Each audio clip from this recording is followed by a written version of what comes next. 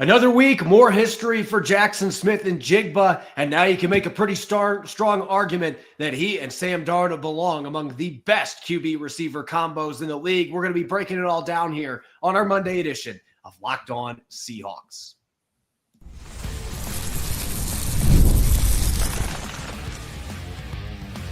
You are Locked On Seahawks, your daily Seattle Seahawks podcast, part of the Locked On Podcast Network. Your team every day.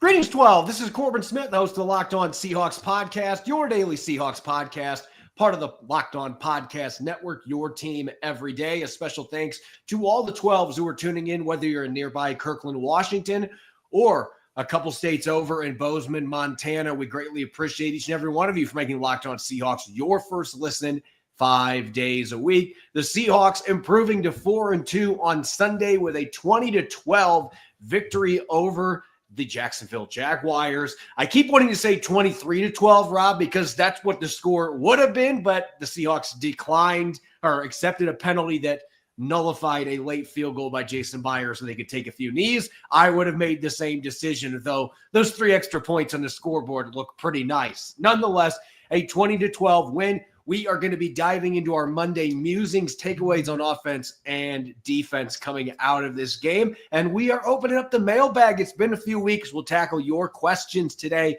Jam-packed episode coming courtesy of Mazda. Like our players, we sweat every detail because when you make every move count, pulling off the unexpected is only the beginning. Stay tuned later for highlights in this week's Moving the Game Forward. Mazda, move and be moved. Now for your lead story here on our Monday edition of Locked On Seahawks. If you just turn away from the screen during a Seahawks game, at least these first 6 weeks, there's probably a decent chance you're going to miss a Jaxon Smith-Njigba catch, and that has been the case throughout the year. And yesterday, another big game for JSN, a finalist for the FedEx Air Player of the Week, as he should be, over 160 receiving yards. He had half of Seattle's receptions yesterday, 8 of the 16 coming from Sam Darnold, a 61-yard touchdown where he took Greg Newsome, the new Jaguar, and made his coming to a new team a rough one, burning him deep. Had a couple other long catches, 4 catches of 18 or more yards, more explosive fireworks. And Rob, I know there's going to be some listeners that are going to be hearing us talk about this and feel like it's only been 6 games. This feels like hyperbole, but the facts are there. Jaxon Smith-Njigba is now in the top 15 among NFL receivers since the 1970 merger for receiving yards in the first 6 games. The top 15 since 1970. I don't think it's hyperbole to say Sam Darnold and Jaxon Smith-Njigba are already a top 3, top 4 QB receiver connection in the NFL. That is what we are seeing playing on the field every single week right now.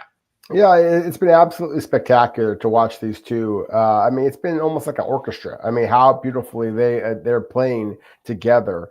It really is remarkable. If you put up the numbers between what Sam Darnold and Jaxon Smith-Njigba are doing this year over the first 6 games against what Sam Darnold and Justin Jefferson did a year ago, when it was Sam Darnold was the breakout superstar, and that was the big concern a lot of people had, was that could Sam Darnold duplicate his success without the proven superstar that was Justin Jefferson? Well, of course, Jaxon Smith-Njigba is proving himself to be that same caliber of a superstar, maybe even a better player. Look, he has less receptions than Justin Jefferson had, he has more receptions than Justin Jefferson had a year ago. He's got more yards than Justin Jefferson had at this point in 6 games than Jefferson had a year ago. The one thing that Jefferson does have is he had a couple of more touchdowns at this early point in the season, but all Jefferson did a year ago was lead the NFL in receiving yards, and that is exactly what Jaxon Smith-Njigba is doing right now. I mean, not only does his 696 receiving yards lead all pass catchers throughout the entire NFL, Corbin, he is averaging 15.7 yards per touch. I mean, the man is just being incredibly efficient every time he touches the football. It is a big play.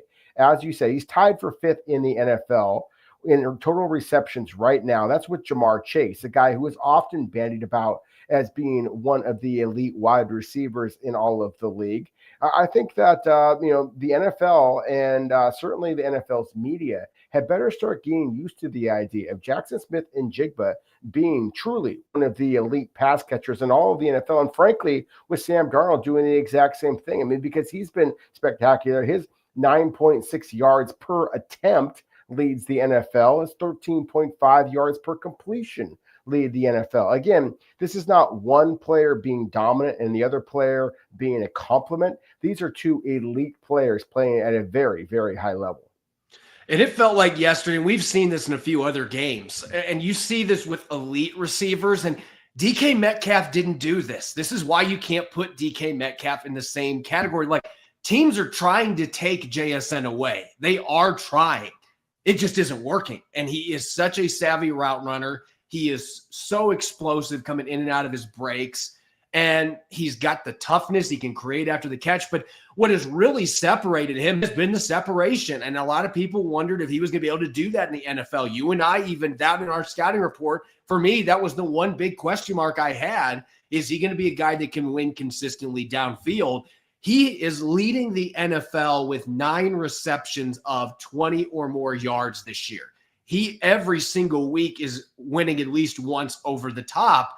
And teams are having to try to compensate for that with their coverages, and then it allows him to attack them in the middle of the field and the intermediate. And Sam Darnold, he leads the NFL in a number of categories when it comes to deep ball passing. He's second in completion percentage, first in yards per attempt on 20-plus yard throws through the air. This is all from Pro Football Focus. He's averaging 26.6 yards per attempt on these throws. And a big reason that number is number one by a wide margin is because of the presence of JSN. Every single week, these two guys are connecting on a 40-plus yard reception. I think there's only been one game this year that they have not done that. And that just tells you how in sync these guys are. And I think the scary part about all this, and you could see it with Justin Jefferson last year, some of Justin Jefferson's best games came later in the schedule when he continued to build rapport with Sam Darnold. This is only a 6-game sample size, and these guys had all offseason together, but that was their first exposure. Sam Darnold and JSN are still growing, and they are putting up numbers like this. So I absolutely think you have to have these two in the top 4, top 5, and that might be understating what they've done if you have them in the top 5. I think top 3 connections right now in the NFL between quarterbacks and receivers, the ability for Sam Darnold to get the football to him, the deep ball proficiency has been off the charts in these first 6 games. He is just consistently putting it right on the receiver's hands. And the one time he didn't, JSN won a contested battle against Tampa Bay and went up and got the football for a 50-plus yard catch. These two have just developed chemistry and rapport so quickly, and it is an absolute blast to watch. And again, I'm going to put these numbers up one more time just for comparison's sake. Justin Jefferson was one of the top 3 receivers in the league last year at 531 yards in the first 6 games. Jaxon Smith-Njigba has over 150 more yards in the same number of games. He's got 9 more catches. He's averaging a full half yard more per reception with those 9 20-plus yard catches. Jefferson only had 6. I mean, 6 is still a lot, but he was nearly doubled up by what Jaxon Smith-Njigba is doing right now. So this connection, you can sit back there, and if you're still a skeptic, you can try to point out the sample size, but like you watch the way it transpired yesterday, this is a Jacksonville defense that at least in the last few weeks had not been giving up chunk plays. And for Sam Darnold and Clint Kubiak to call that play, for him to go right after Greg Newsome and just flick his wrist and get the ball to JSN and the burst to get by the corner that a lot of people were concerned about. Did he have that extra gear? He clearly does, and he's showing it every single week. This has just been a really fun combination to watch. Oh, no question about it. And again, I'll raise my hand. It's one of those who did have some concerns about whether Jaxon Smith-Njigba had the straight line speed necessary to become a true number 1 receiver. I was wrong on that. He has elite lateral agility, and we've talked so much about the savviness as a route runner. I think that all you have to do is look across the field to his teammate Cooper Kupp, who of course was running in the 4.6s and yet wound up being the NFL's Triple Crown Award winner with most receptions, most most receiving yards, most receiving touchdowns, and then a Super Bowl MVP, to know that straight line speed continues to be one of the most overrated statistics when it comes to evaluating wide receivers. I would argue the same is true at other positions as well. I did not think that Jaxon Smith-Njigba was going to become a true number one wide receiver. That's exactly what he has become. And I do think that you can make an argument that this isn't a top 3 quarterback receiver combination.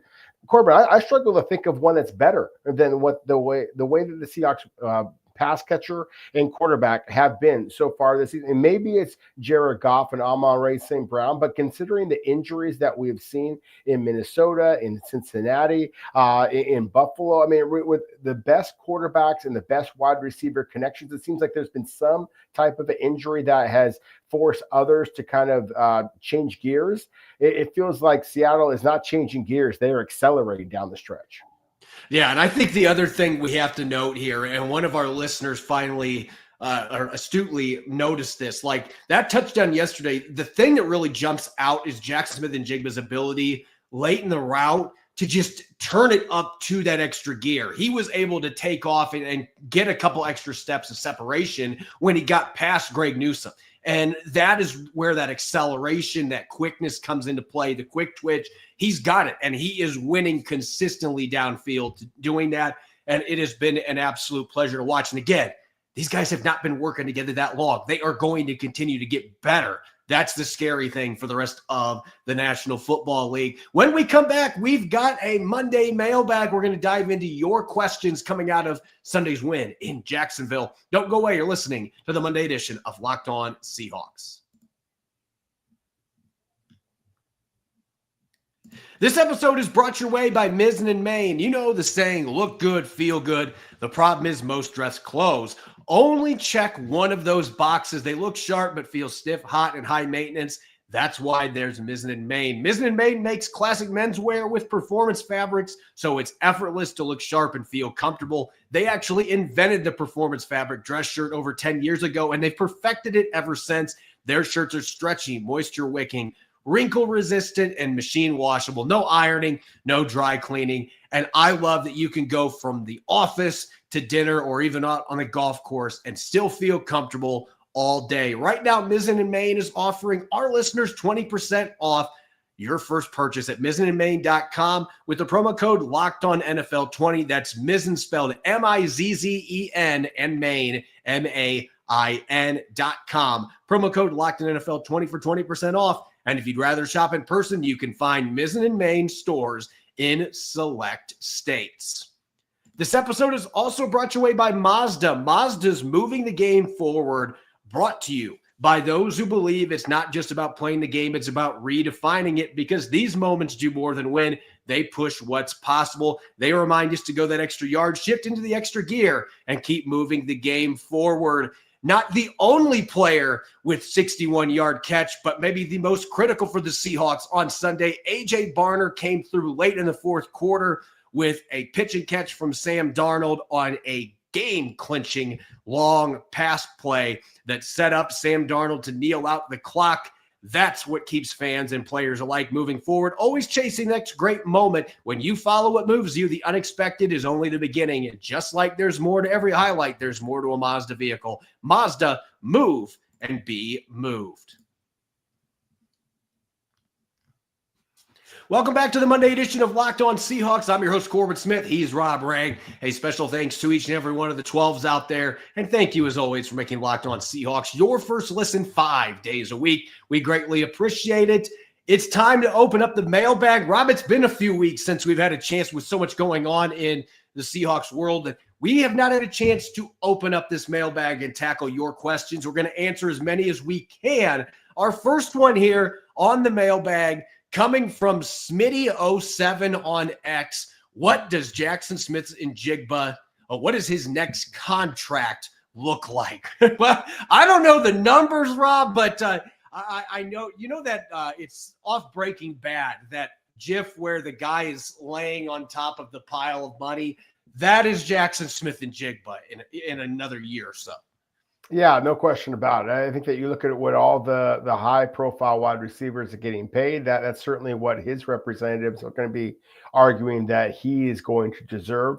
That is, I'm not one of those folks that looks at all the salary cap numbers and things like that. So I don't know those numbers off the top of my head, but I feel very confident. That's part of the reason why Seattle does not have DK Metcalf and Tyler Lockett on their roster. They recognized that they had a budding superstar, that he was going to be deserving top dollar, and that they had to kind of reserve some of those funds for him. So I do think that he is going to be like that, Jeff, that you just mentioned, is very much going to be bathing in cash, so to speak. Yeah, just to put a few numbers out there, just to give an idea, like DK Metcalf is making $33 million a year on his new deal with the Pittsburgh Steelers.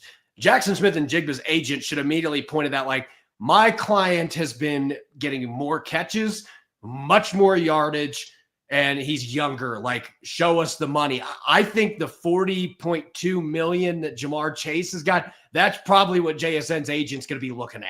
And if he goes out and leads the league in receptions, receiving yards, he has every right to beg for that kind of money and earn that kind of money. So that $35 to $40 million range, that there's a big gap between Chase and Jefferson. That is about where I would expect to see. We're gonna see Jaxon Smith-Njigba, and this is gonna be a little while down the road. There could be a few other extensions for receivers in between there that change how this looks as well. Next question coming from Dylan A.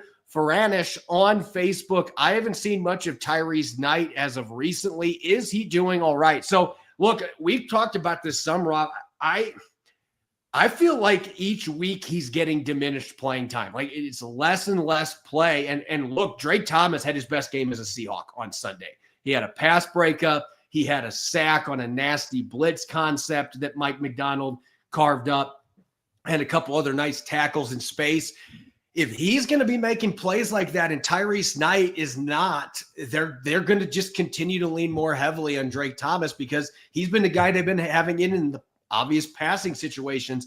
I'm still wondering if there is something health-wise that is going there that is not quite right. And I'm saying this is speculation. I don't know what the undisclosed medical issue was that he dealt with aside from the knee. The Seahawks seem to believe his knee was fine midway through training camp. Whatever else he was dealing with, it just feels like he's kind of fallen out of favor a little bit. And I don't know if his performance has been impacted by health or he was just rusty at the start of the season. I think he's still a player that the coaching staff has optimism about for the future. But right now, Drake Thomas, they clearly have more confidence in than Tyrese Knight. So we'll see how this goes as the year plays out. Thomas has had his share of struggles at times, but it seems like he's getting better each week. And that's making it tougher on Tyrese Knight to get some of those snaps that he lost back. In fact, he's having a harder time getting on the field. He had one tackle, and it was on special teams on Sunday against Jacksonville. Our next question coming from Elo Tato on X. Do you think some of Boye Mafe's struggles finishing plays, especially sacks, are because he may be a poor fit for Mike McDonald's defense? It didn't seem that way last year. Yeah, exactly. I think that Boye Mafe is very similar to Tyrese Knight. The expectations, I think, are very, very high.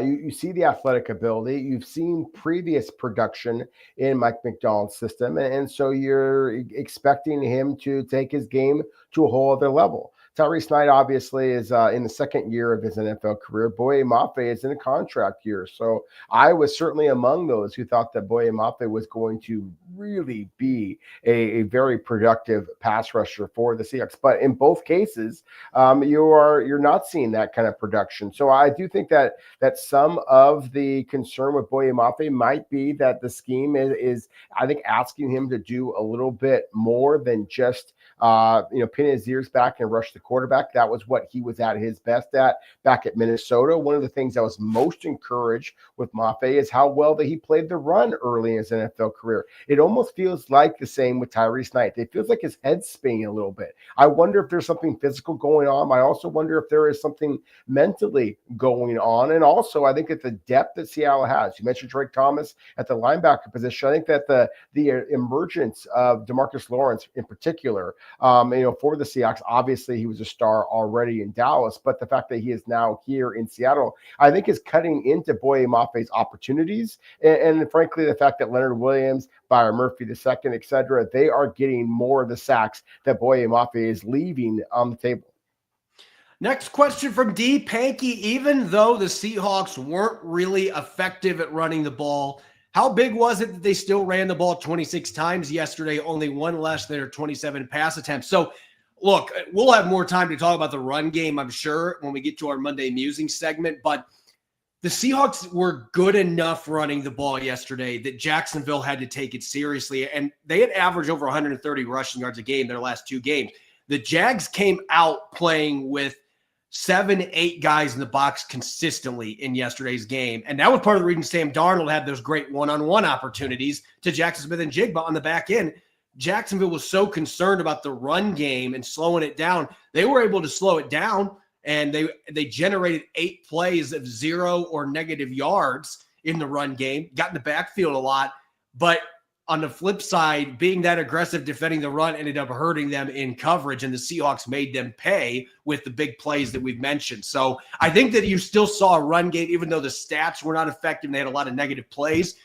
The other team clearly still respected that run game, and it opened up those big play action opportunities that Sam Darnold was able to make Jacksonville pay for. So, yeah, it was big still being able to run the ball, but you hope you can get more production and less of those negative plays next time out against the Houston Texans on Monday Night Football. Jason Yee with Nick Emanwari seemingly playing well in the slot. Does Seattle's best 11 with everyone healthy keep Spoon and Job outside, with Emanwari essentially starting as the nickel defender once Spoon returns? This is a really good question because, look, I'll just put it this way. I think that their best lineup is with Nick Emanwari playing in the slot right now and Spoon playing on the outside. And then you could do some things where you could have dime, where you could have Woolen coming in, and you could have Spoon and Emanwari both playing the slot. But almost all their snaps yesterday, it wasn't Darion Kendrick, it was Emanwari playing in the slot. I feel like that's what Mike McDonald wants to do right now because of the athleticism and just the punishing tackling ability and just all the things you can do with a 6'4", 230-pound safety that also has the speed and quickness to play against fast receivers as well. Yeah, I think that it's difficult to say the best 11 because I think that, Seattle's got like 14, 15 guys that they want to be shuffling in consistently. And so if you're going to put Nick Emanwari in, you're going to move Devin Witherspoon out, and that means that Rick Woolen is likely off the field at that point. Then I understand that rationale. I just think the 2 plays later, depending on which team you're going up against, if they are going to be having a 3-receiver set, then Rick Woolen's going to be back on the field, and then maybe Drake Thomas is not going to be on the field. Nick Emanwari is going to be sliding from that safety rover spot to more of a traditional weak side linebacker role. That to me is the beauty of Nick Emanwari, and he did play very well. I mean, obviously there was the snafu there with the early touchdown where it was just between he and Shaq Griffin getting themselves confused. But other than that, I thought that he played brilliantly. I mean, he helped set the tone. One of the biggest reasons why Seattle was as successful as they were in shutting down Jacksonville's running game. I'm remembering the touchdown play. I thought that was Griffin and Kendrick on that play. I'll have to go back and look at it, but I haven't watched the all 22 all the way through yet, so I've not had a chance to look. But Emanwari also had a bad missed tackle that Travis Hunter juked him out. But I've still 9 tackles in the game, and he was all over the place. He had a couple tackles in the line of scrimmage. There were far more positives than negatives. And Mike McDonald, like you said, the beauty is you can play him in the slot, you can play him at linebacker, you can play him deep. He's a rare athlete and football player that you can just do a lot of stuff with. He's still raw in some aspects, but a guy that he's got things you can't teach. And that's going to make him a really fun project for Mike McDonald to continue to use.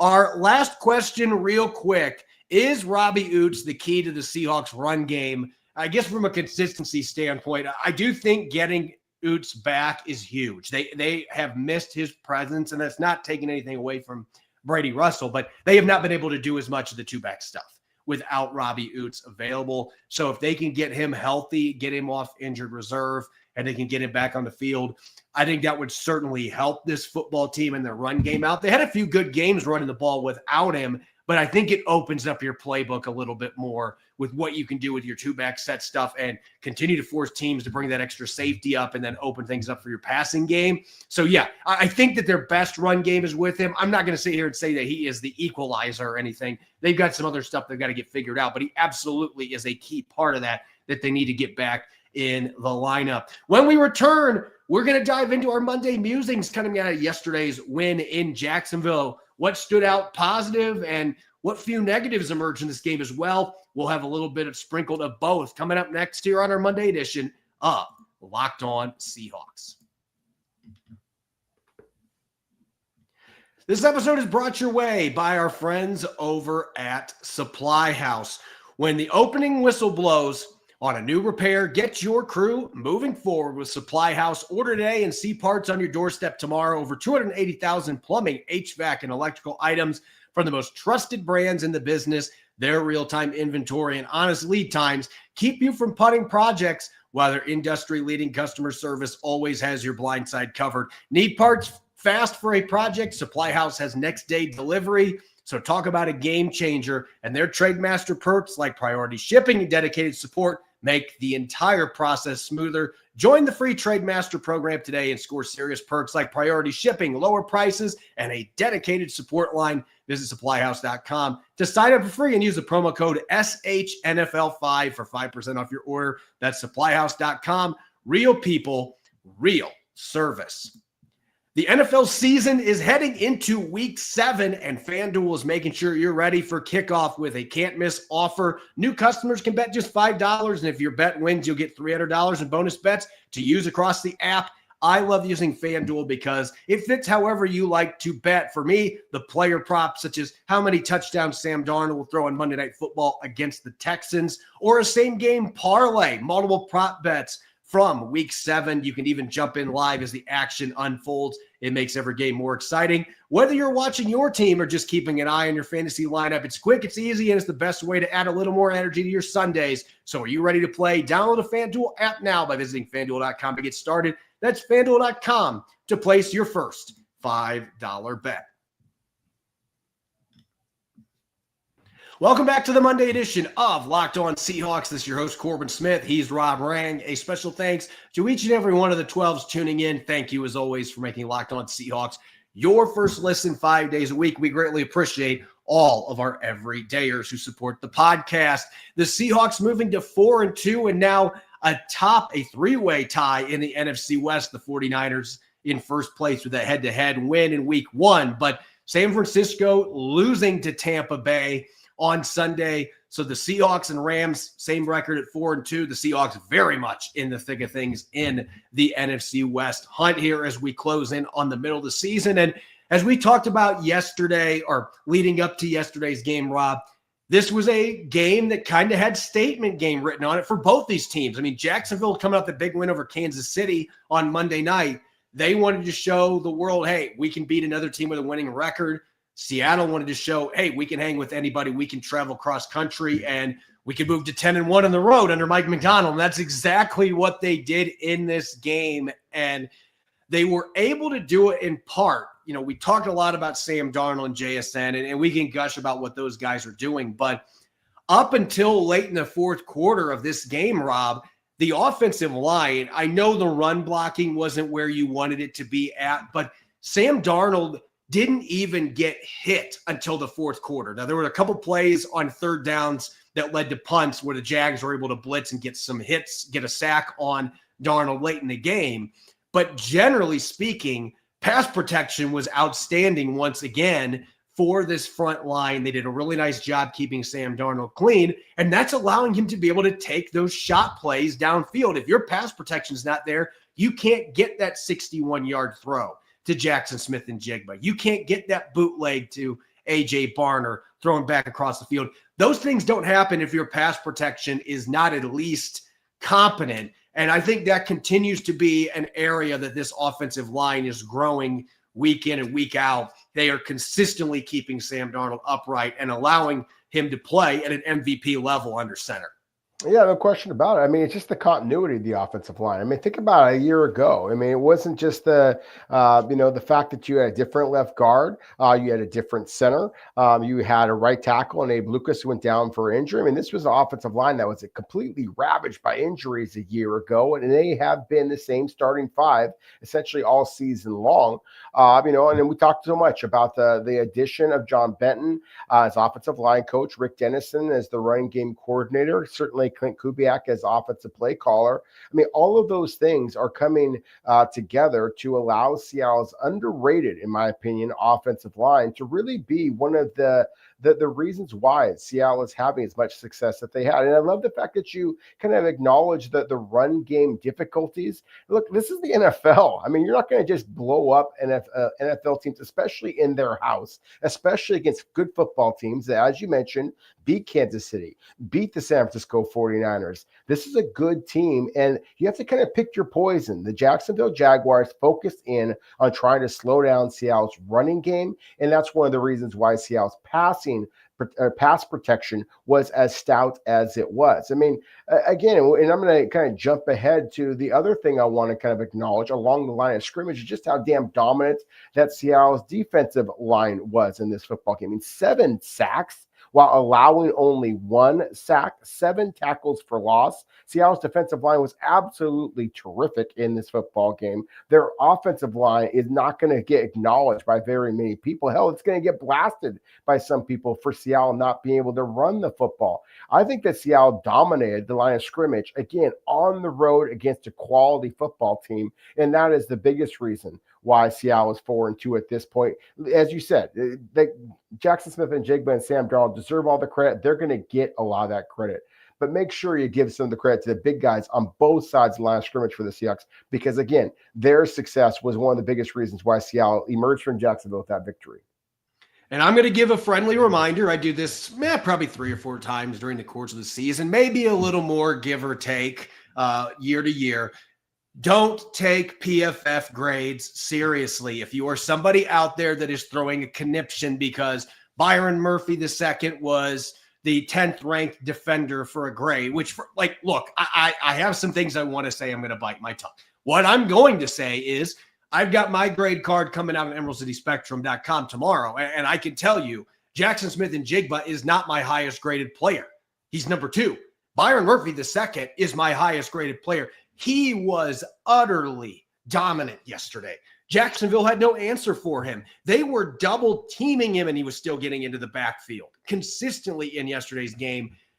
You had a guy that came out there with dad strength, and congratulations to him on becoming a first-time father. But he came out there with dad strength and dad explosiveness. He was giving the Jags offensive line so many problems from start to finish. I mean, literally the first play from scrimmage, he chased down Trevor Lawrence from behind and tripped him up for a 2-yard sack. You don't see many 300-pound guys that are making that play. It was fantastic athleticism and explosiveness and the motor that we knew this kid had in him. He just had to find consistency. But he finishes the game with 2 sacks. He had 4 quarterback hits. DeMarcus Lawrence had 5, but a couple of those would not have happened if it wasn't for Byron Murphy II's interior pressure and forcing Trevor Lawrence to try to get outside of the pocket. And then, who's waiting for him? Number 0. I mean, those guys were tag teaming together yesterday, and it was absolutely beautiful to watch. And kudos to Mike McDonald and Adam Durde for the stunt games that they ran in this one. Jacksonville's O-line had given up 6 sacks the entire season going into this game, and they gave up 7 yesterday. A huge part of that was the games that they were playing up front with loops, twist stunts, you name it. And then you have a wrecking ball in the middle like Murphy. When he's moving 2 guys into the backfield, it's so easy to run twist stunts. And Seattle was killing Jacksonville with that in the entire game. And that was as dominant as any position group for the Seahawks has been this entire season. I 100% agree with you. I took the words right out of my mouth there. I mean, I think, again, everybody wants to highlight the skill position players, but that was as dominant performance that we've seen by any positional group by the Seahawks all season long. And I think the other thing that's worth noting when we look at this, everyone's going to point to the sacks. I'm getting to the point now where pressures are not the statistic that I'm looking at the most, because I've seen the Seahawks have games where they have a really high pressure rate, but the quarterback dices them up. There's just too much subjectivity to it for me.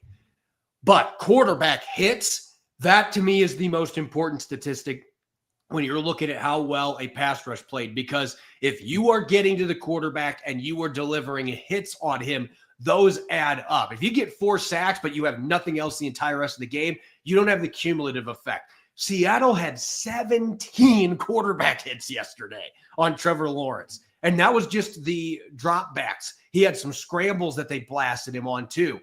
They got to him the entire game, and it was a huge part of the defensive success that they had throughout.